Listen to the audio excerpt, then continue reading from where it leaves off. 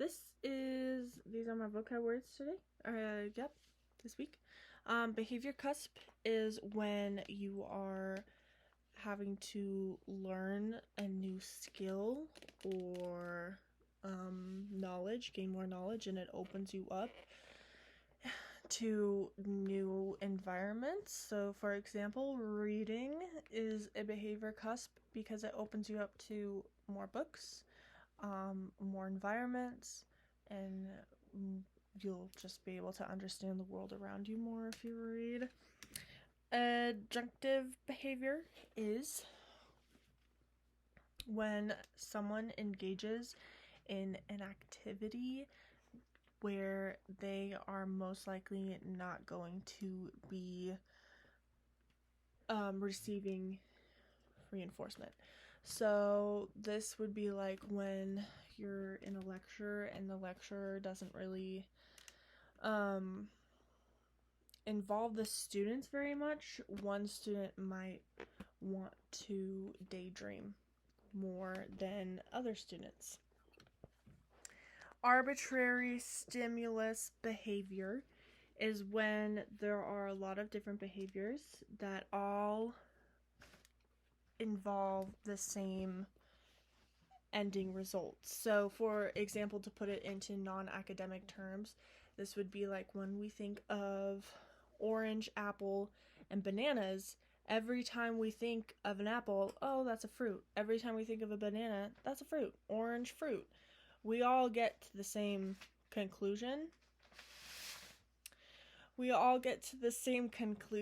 Even though they're different. Behavior contrast is when an increase in one behavior leads to a decrease in another behavior.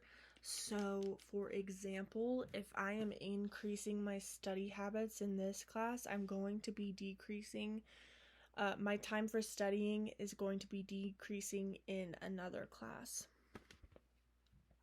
Next one is autoclictic, and that is when our verbal behavior influences our future verbal behavior. So this is when,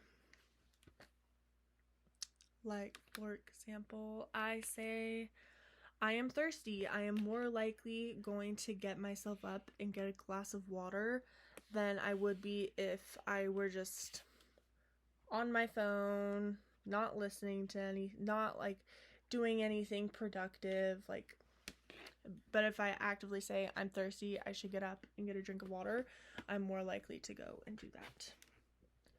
That was autoclictic. Automaticity of reinforcement. So this is when we do a behavior and then the consequences of that behavior affect our behavior in the future. So whether it's conscious or unconscious. So if I am late to class, I'm going to be speeding most likely. This has happened many times actually where I'm speeding to get to class because I woke up a little late and I live 45 minutes away from campus. So I go to class really quick. I've never been pulled over, but I could get pulled over, and then if I get pulled over, the consequence of me speeding is going to change whether I speed or not in the future. I mean, I probably will, but not as often. Behavior altering effect is number 7, and this is when the effectiveness of a behavior is changing because the effect of a behavior is changing because the effectiveness is changing. So, for example, if I am getting my hydration from Coca-Cola, I am going to probably be really satisfied with that decision for a while, and then eventually I'm going to realize I need more than sugar and weird flavor things going into my body, and I'm actually going to need water. So the effectiveness of the Coke is decreasing. So I'm going to change the behavior so that the effectiveness of that behavior comes back. ABA, applied behavioral analysis, is the science of behavior. We use the science of behavior to change a behavior in a positive way.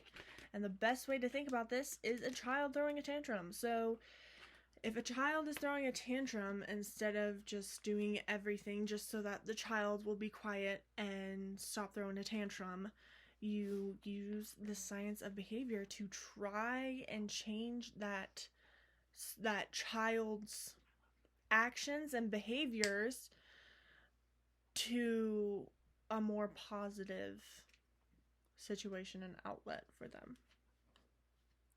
Behavior momentum. This is when you've been doing a behavior for so long that pretty much any environment change, any change in routine is not going to change this behavior. It's like when you're driving a car really fast, you have all that momentum, and you hit a bird.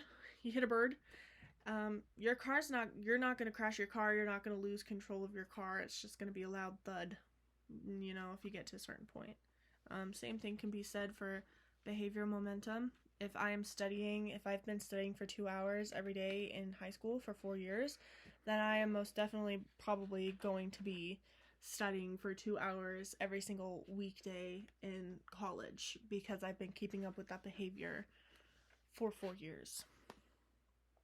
And the last one is behavior, which is just actions that we engage in to alter the world around us. So if I'm petting my really clingy dog, the behavior that's going to happen, that behavior is going to alter my life, because he's not going to leave me alone until I leave the house.